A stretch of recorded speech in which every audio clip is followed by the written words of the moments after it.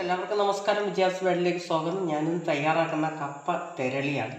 കപ്പ 1/2 കിലോ എടുത്തിട്ടുണ്ട്. ഇത് തോല് കളഞ്ഞ് നമുക്കൊന്ന് കഴുകി വൃത്തിയാക്കി എടുക്കാം. കപ്പ നമ്മൾ തോല് കളഞ്ഞ് എടുത്തിട്ടുണ്ട്. ഇതൊന്ന് ഗ്രേറ്റ് ചെയ്തെടുക്കാം.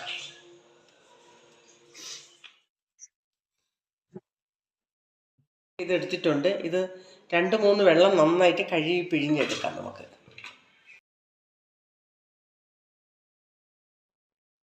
ഒരു വെള്ളം കഴുകി എടുത്തിട്ടുണ്ട്. ഇനി നമുക്ക് വെള്ളമെടുത്ത് നന്നായിട്ട് കഴുകാം. 3-4 വെള്ളം കഴുകി എടുത്തിട്ടുണ്ട്. ഇതിലിനി കട്ടൊന്നുമില്ല. ഇത് കപ്പയും അല്ല, നല്ല കപ്പയാണ്. ഇതിൽ നമുക്ക് ബാക്കിയുള്ള ചേരുവകൾ ചേർക്കാം. പാത്രത്തിലോട്ട് ഇട്ട് കൊടുക്കാം.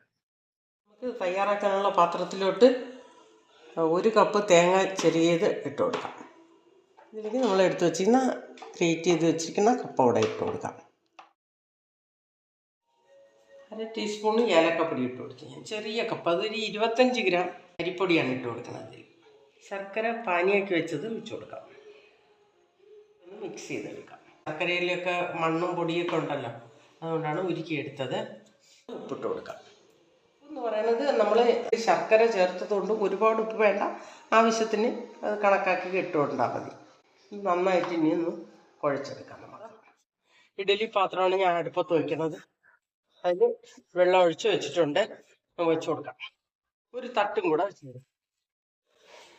നമുക്ക് ഇത് പയനയിലയാണ്, ഇതിലാണ് നമ്മൾ തയ്യാറാക്കി എടുക്കുന്നത്. നമുക്കിത് പൂള് കൂട്ടി വെച്ച് കൊടുക്കാം.